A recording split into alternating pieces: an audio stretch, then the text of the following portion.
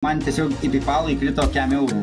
Vieną kartą, antrą kartą, trečią kartą, ketvirtą kartą pradėjo mani ten TikTok'e palaikyti ir aš galvoju, nu, husnim, aš jai parašysiu. Aš jos nepažinau vapšė, nežinau, jinai tokia buvo slapta, tokia mano gerbėja, galima. Aš 3 metus buvau. Vapšė. Jo. Tai net kai jisai buvo prieš tai santykiuose, tu jau pasibūdavai laivuose?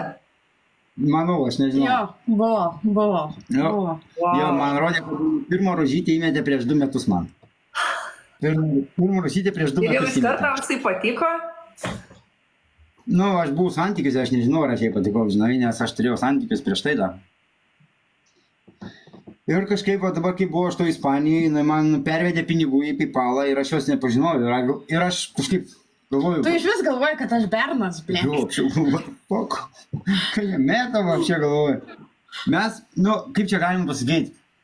Aš pradėjau, dabar gali pradėti visi sakyti, ai, tu čia bendravai dėl pinigų. Hebra, be heito.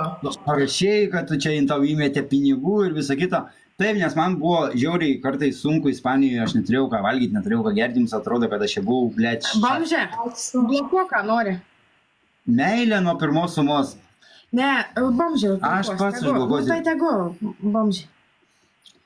Kodėl aš negaliu blokuoti?